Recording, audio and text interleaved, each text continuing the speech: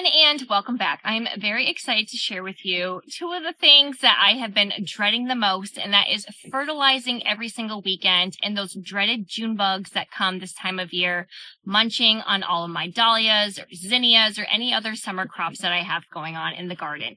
And hey, if you're new here, my name is Christy. I am located in Western Massachusetts, Zone 6A, and this is my second year selling flowers at my roadside flower stand. And as I mentioned, there's always two things that I dread. Fertilizing, because that takes so much time, and with more flowers means more fertilizing, and trying to stick to an every weekend task sometimes just doesn't work out, especially if it's something that takes you forever. And then since we are heading into July, that means those June beetles are here in Massachusetts, and they are starting to nibble on any flower they can get their hands on. So here are a few things that I like to do to tackle both these tasks.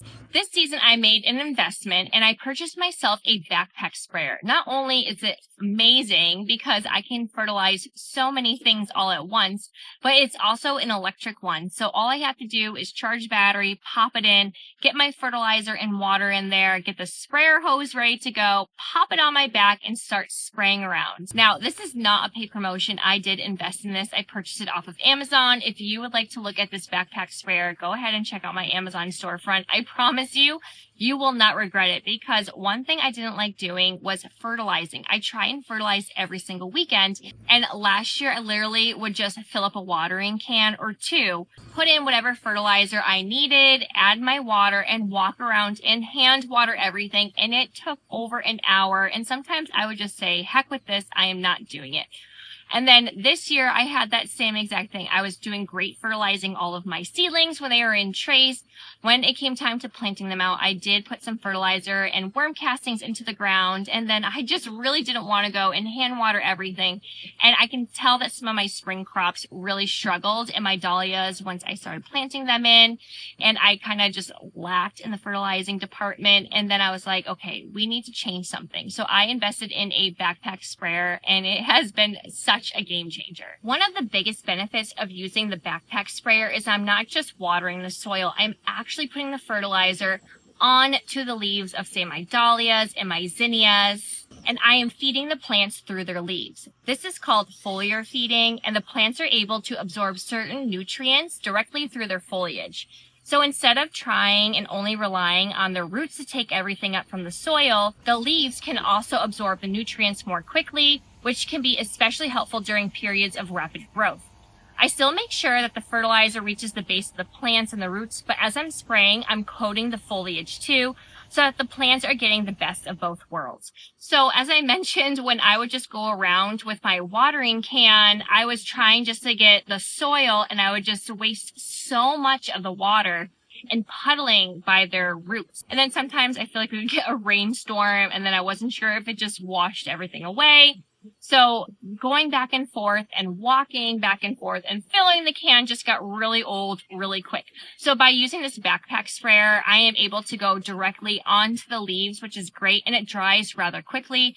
Sometimes I will do it about an hour before I do my watering, and I have an overhead watering irrigation system. I really love my Never Sink Tools wobbler system. So I will just an hour before spray everything down, and then I will water. Or if it's the weekend, sometimes I'm able to do it early in the morning before we, say, have lunch, or it gets too hot. Or like today, it's a really nice, cloudy, overcast day. It's in the 70s, which is so nice. We just got over a heat wave.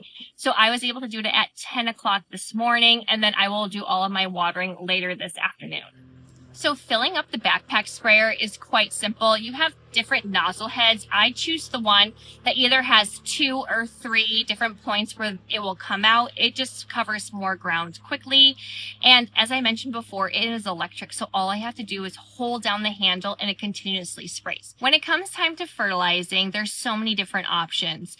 When I plant all of my seedlings out, I'll add some type of bone meal or garden tone or biotone, and definitely worm castings. And I will then wait about 2 weeks before I start start fertilizing again. Usually the first fertilizer that I choose is going to be the Alaskan fish fertilizer. It's super stinky, it's thick and gooey, but you can easily rinse out all of the remnants if there's any left after you use your backpack sprayer. I just use a hose on, say, jet or full setting, and then I will just rinse it out and then let it air dry. Then what I like to do is I will just do some type of like an all-purpose one afterwards. I really like the Jack's all-purpose. And then once my production is really starting to bloom and I'm starting to cut from them, I really like the Jack's Bloom Boost as well. There's so many other different fertilizers that you can look at, but I usually try and just use one up. Once it runs out, I will switch to my next one because it can get a little bit expensive. Now, when I've been using my backpack sprayer, it usually takes me 2 full backpacks to spray everything. So that is going to be in my previous vegetable garden. It's going to be where all of my cool hardy annuals are, all of my dahlias, all of my tilled beds, and the ones that I have up front with my zinnias. And then I have a little bit of odds and ends in between. And then I will also use them like the Big and Grow on my tomatoes and peppers as well. So I have a lot of fertilizing to do. And then what I will do is look at the back of the fertilizer, see what the recommended amount is. I will say that the backpack is in liters, and then when I do my fertilizer, it's in gallons. So I will just use a cheat sheet, like a ChatGPT or Google, to help me just convert and know exactly how much that I need to put it. So here I am. I'm going to be putting my backpack sprayer on. I'm going to be measuring out the ingredients that I need, and then I will be adding in my water. It is actually super heavy, so luckily these straps are very comfortable, and then it has a crossbody strap as well. I do recommend trying to fit it on you before you put it on, so that way it's not just going to yank you down, especially for someone like me. It is very, very heavy, but again, very comfortable. So the best part is you don't have to pump anything. Once that battery is in, I just have to go ahead and press the hand pump, and then I am just going to go about spraying the leaves. It's a really nice fine mist, but it goes pretty quickly, so I try not to stick too much. The issue is sometimes some of my dahlias are a little bit shorter than others, so I have to just make sure I get in. I try and get as much of the leaves as I possibly can, whether that's going from the bottom up or the top down, but I just try and make sure that I walk between each and every row and trying to spray every single flower as best as I can. And I have noticed since doing this that they are just getting so nice and lush and green. I mean, some of my dahlias, like my cafe au laits, they are tubers that I saved from last year. They are taller than I am, and I am 5'3". It is just crazy. So you've been doing all of this work trying to keep your plants nice and healthy, growing, weeding, constantly watering, giving them fertilizer, and then this time of year, come July, those dang beetles are coming in and they are trying to eat everything in sight. So I want to share one of the ways that I am trying to protect my dahlia blooms. I did this last year. It's a little bit time consuming. It may be a little bit over the top, but needless to say, I need every single dahlia I can get, and I am not spraying any type of pesticides on my flowers to keep them away. I just have to make it through these few weeks or months. I can't even remember how long, honestly, they are here. And so in doing so, I have invested in these organza bags. Now, I like to get the 9x12 bags. They're also smaller sizes. So I just purchased a little bit smaller. They're going to be coming in this week to see how they do, because now I have so many dahlias. That means even more blooms. Here is one of my dahlias that I didn't have the chance to cover. And as you can see, the beetles already ate through one of the petals. And I found that also on my hollyhocks as well. They are just now devouring every single flower on that beautiful hollyhock plant that I was waiting 2 years for to bloom. And now it's just being destroyed, unfortunately, by those beetles.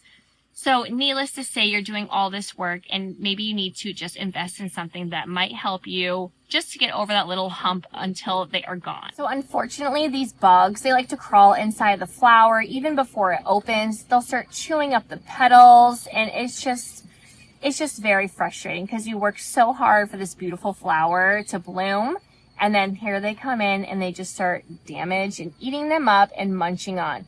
So I do have these little organza bags that have become one of my favorite flower farming hacks. They let the air in and the light, and they still keep the bugs away from the blooms. It only takes a few seconds to put them on, but it can save your flower that you have spent several months growing. And honestly, the only thing that I find a little bit frustrating with these is that, especially when it's windy, Sometimes the strings can get caught on the leaves, so just make sure you just take them off to the side and then you're going to be good to go. So if you're just like me and you're starting out your roadside flower stand or selling at markets and you want all of your seedlings to have the best chance they can to give you those beautiful blooms, sometimes those small little tweaks will make a big impact into your flower stand. So just by getting those little organza bags on my dahlias so they don't get eaten by the bugs, and then investing in a backpack sprayer so I can quickly and efficiently fertilize all of my crop, that is something that I truly am very happy that I invested in. The best part is that you can use these from years to come. I'm still using some of the same organza bags as I have last year, and then I just invested in more because honestly, I just have more dahlias blooming, which is amazing. So if you're like me and building a microflower farm in your backyard, each season just try and improve a little bit more, either investing in something, starting something a little bit earlier, starting something a little bit later, or just trying to get over the hump of those dang June bugs. I hope that you have found these 2 tips a little bit helpful, and hopefully that will help you get your flowers producing more and surviving these early summer months. I know that this backpack sprayer has already saved me hours and hours of fertilizing, and I honestly don't dread it anymore. I find it pretty fun wearing it and going around and spraying all of my flowers, knowing that I'm going to get some nice big beautiful blooms out of it. And again, I don't dread having to do this about every Saturday or Sunday anymore. So if you enjoyed coming along and learning these tips, I really hope that you will like and subscribe and hit that bell button, because I'm hoping to share some more tips and tricks that I'm learning along the way. As again, this is only my second year selling flowers at my roadside flower stand, and I am still learning too and trying to share whatever I can to maybe help you as well. So until next time, happy gardening.